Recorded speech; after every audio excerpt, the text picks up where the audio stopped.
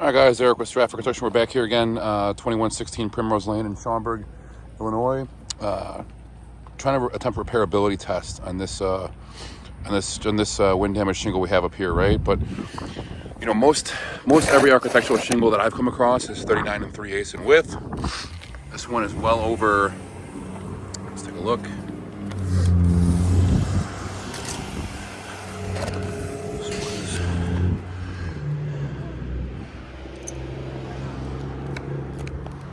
Almost 40 3/4, almost 41 inches across. To figure out which one that is, but here's what I'm going to do. Since we're attempting repairability, I'm still going to go ahead and I'm going to try to place. I'm just going to place this old one back in like it's a new one, I suppose, right? Because all I'm going to be doing is nailing it down, and the idea is want to see what happens to the surrounding area. So, I mean, we already have issues with fraying and cutting when I'm just trying to pop the seal. You guys see that? Tons of spaces right here where that's already happening. Not to mention how many times the nailing pulled through here just trying to pop these nails. So, and if you asked me, this roof would already fail repairability, but I'm going to go ahead and just put this shingle tab back, and because I don't want to leave this homeowner with an open spot in the roof. So here we go.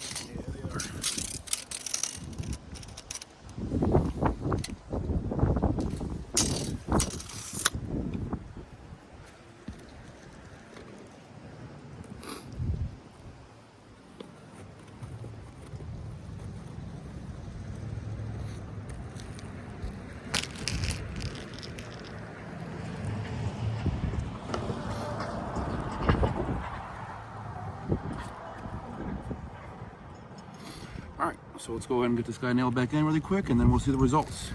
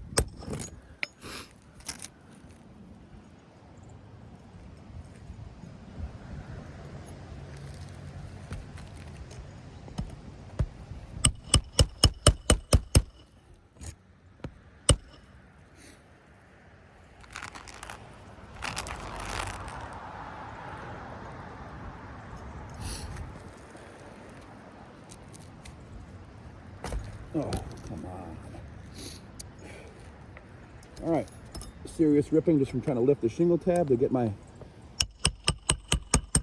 tool underneath here. I saw that just happen.